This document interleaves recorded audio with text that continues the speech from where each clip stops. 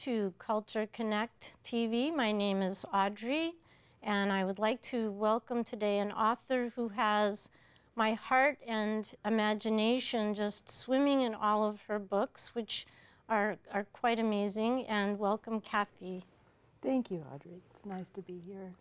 I want to talk first about your body of work, about the pioneers of the West, and particularly your book, Women of the West. Women of the West, yeah. Yeah, Women of the West was a wonderful adventure. It started almost 30 years ago, and the book is still in print, which means that there's a market for the pioneer experience. People still want to remember what it was like for women back in the early 1900s, late 1800s, when they came to this country.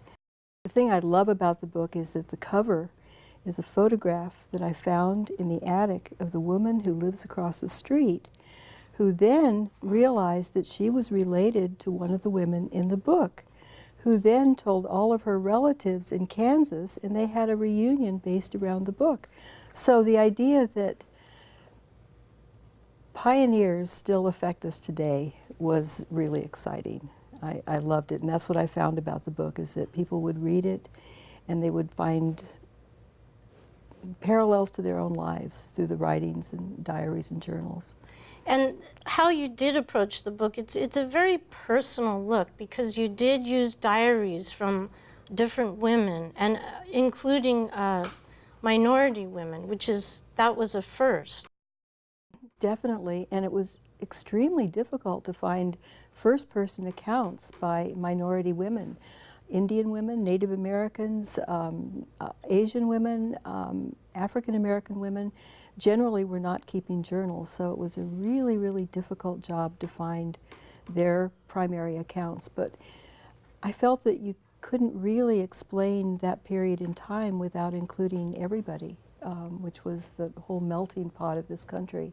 The images that you picked with the accounts from the diaries, how and where did you find these diaries? Basically, I traveled all over the country. I went to archives, to church archives, to historical societies, went to the National Archives in Washington. Wherever there might be a good collection of photographs, it was very unusual to find a photograph that actually went with the original writing. There was either a photograph or the writing. So throughout the book, I tried to parallel one woman's words with another woman's photographs. And you really get the feeling that these are extraordinary times, of course, pioneer times, and extraordinary women. Oh, absolutely. I mean, they had nothing to work with. Many of them were living on their own. They had their children. The husbands had either died or they'd gone off somewhere else in order to earn money and would come back in 6 months. So these women lived in little homesteads by themselves. They had to keep their children together. They had to feed them. They had to produce crops. They had to milk the cows. They had everything. You name it, they had to do it. Plus, there was the fear of living alone. There was the loneliness, and even if their husbands were there, it was generally, they were impoverished. It was a very, very hard life. And typically a family might live in 3, 4, 5 different places because they couldn't make a living, so they were itinerants across the country. And it was just, there's one story that I really like, which was a woman who would go out and sleep at night with her sheep, because everybody was gone, and she just wanted to have the feeling of something warm and other breathing, and that to me is kind of emblematic of a woman's experience on the frontier. Wow. Yeah. What drove you to this as a theme? Well, you know, I had a great-great-grandfather who lived in Oregon, and he was one of the first legislators on the Continental Congress, and they called him the Davy Crockett of the Far West because he was uneducated and he had 17 children, and so I have long pioneer history in my family, and I was always fascinated by the stories of the westward crossing. I remember the stories of my grandmother Baker, who had 7 sons, and she would come in at night when they were sleeping, and she would spank them while they were asleep. She couldn't tackle them well during the day. Having 3 sons myself, I loved that technique. So I really liked the enterprise that these people showed. It just, to me, captured the spirit of this country, the pioneer spirit, and yeah. And these series of books, I mean, they brought you into a national limelight. Well, they did. They're offered in many women's history classes, in history classes. They are college reading material. I call myself, I guess, a people's historian because I'm not a certified historian. I have a BA in English. But I was very attracted to the stories, and I just kept following the stories, and whatever seemed interesting, I incorporated it into the book. And do you suppose the fact that you've given such personal accounts in many of these books, they're very personal accounts, instead of doing kind of this, I want to say that you're doing a feminist look in the sense that they're so personal as opposed to like a historical overview. Yeah, they're personal accounts, but they also evoke the life of the person, and they were unsung. Up until then, most of the history books had covered better known characters, women who, you know, had been politicians, or possibly women who had been prostitutes. So there was Belle Starr, and I wanted to find women that nobody had ever heard of, basically unsung women, and find their words and their writing and see what their experience was like. So basically, all 8 books really are the words of people that were ordinary, everyday pioneers. And we have a cover of medicine women. Just looking through that book, trying to imagine how women got into medicine. It was devastating. First of all, if they did get into medicine, if they did actually get admitted to a college, which was extremely difficult, most of them went to Europe to study. They were separated. They would put a big partition between the men and the women would be on the other side, and they could listen to the lecture, but they couldn't see the lecturer. It was felt that women in the lecture room would be too distracting. And then if they did manage to get a degree as a doctor, they ran into a different kind of prejudice. The women in the communities were aligned against them because they were threatened by their professionalism. They couldn't call themselves doctor. They had to call themselves Mrs. or nurse, because to call themselves doctor would then threaten the male doctors. They couldn't get prescriptions at a pharmacy. They would have to get a male doctor to go and get the prescription. Wow. And then nobody wanted to pay them because they thought a woman's job was to nurse people, so why should they get paid? They were only doing what they did as women. So it was a very, very hard time for them. And now, ironically, there are more women in medical school than men. Wow, Yeah. that's an interesting fact.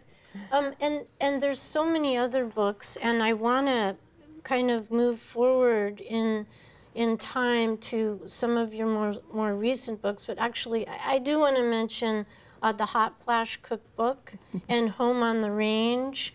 And those 2 books, again, they're looking at, you know, this was a cookbook, and you won an award, a James Beard Award for this book? The James Beard Award for this, and it was, well, after doing years of research, I kept coming across recipes, you know, birds on toast and pigeon in disguise, and, you know, how to catch a duck by giving it alcohol and catching it when it was drunk. And I thought these recipes are just fabulous. From that, did you go into the Hot Flash Cookbook? Well, I segued into menopause, and I thought that was really interesting, and started doing some research and found that, you know, many of the foods we eat have natural phytoestrogens, which replace the depleted estrogens, which in other words solves the hot flashes. So the idea of publishing a cookbook with foods using phytoestrogens just seemed absolutely kind of a no-brainer. At the time, the New York publishers all turned it down because they said, well, nobody wants to hear about hot flashes. And Chronicle Books, where everybody's 25, said, oh, we've heard about that. That sounds really interesting. And it turned out to be a very useful book. It's been, in print for some time. And good recipes, what can I say? Yeah, I wish I had seen that when I started that. And then let's come right now into a book you just published about a dog. A book about a dog. And Skidboot? The dog's name is Skidboot. He was an actual dog. He was sort of like Rin Tin Tin or Lassie, a very highly trained dog who's been on Oprah, Jay Leno. He's met the Queen of England. The dog has had a very successful life. Two young filmmakers approached me and said, we want to make this movie. We've got the rights. We need a book. So I thought, I've never done an ebook, an Amazon book. I've never done a book about a dog. And so this is the book about the dog. And it's a pretty amazing book. And I want you to talk quickly about your current project. Oh, the current project is called Travels with My Headache. I do a lot of traveling, and I decided that I would get folkloric headache remedies in all the countries that I visit. And for example, I was just in Cuba, and it turns out that in Cuba, to solve a headache, and even the doctors told me this, you take a full glass of water, invert it on your head, and wait for it to boil. And that takes care of the headache. And if that doesn't take care of the headache, you put wet salvia leaves on your forehead and wait until they fry. So, wow. So every country has these wonderful folkloric stories about headaches. So that's basically what I'm working on. It's a departure. Well, and we were talking a little bit, and we're kind of getting to the end of the show, which seems to have gone by so fast, which means you're going to have to come back. But you also are, all these books have been, you said, written because they were your personal interest. Absolutely. And one, as you pointed out, led to the other. In researching women, I learned about men and children, so that led to the book about children of the West and men of the West, and that led to the book on food, and then the book on food led to the book on menopause. So it's a kind of revelation. At each book I get sort of a new insight and a new direction and thread it together and create the book. Well, Cathy, I can't wait to hear what's, as you complete this book. I hope you will come back and talk with us again. Thank you. Thank you for coming. Thanks, Audrey.